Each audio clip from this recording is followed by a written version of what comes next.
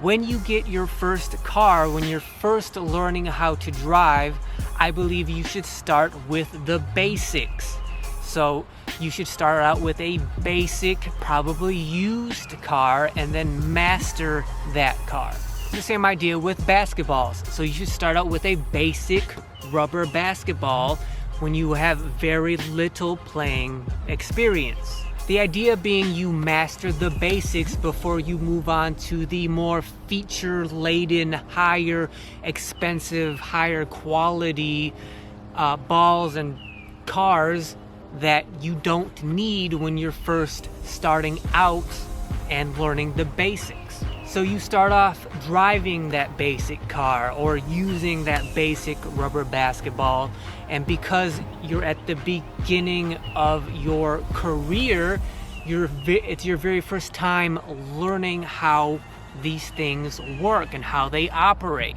So you're gonna learn the strong points of your ball, of your car. You're gonna learn the weak points of it. You're gonna learn what problems come from using basic tools.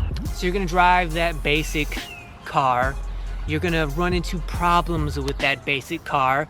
You're gonna learn how to deal with them and fix them. And then at some point, you're going to run that car into the ground. It's just not gonna have any miles left on it, and you're gonna have to get a new one. Same thing with the basketball. You're going to get a basic rubber basketball. You're gonna put it through its paces. You're gonna learn about it. You're gonna master it.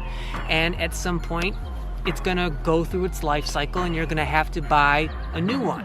So it's not just enough that you master the usage of these basic tools.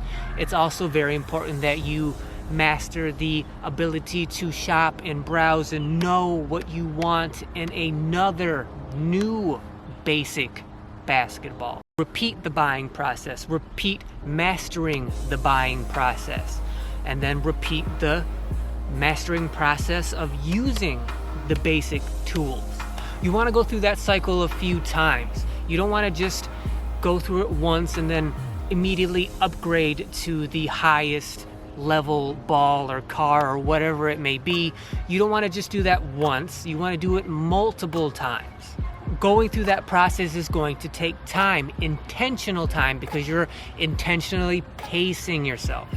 You want to master the process of buying, shopping, owning, using these basic tools. You want that to take years. Intentional time pacing yourself, so that in that time, not only are you mastering using these basic tools, but in that time you're also mastering and improving your actual game, your skills, your abilities out here on the court.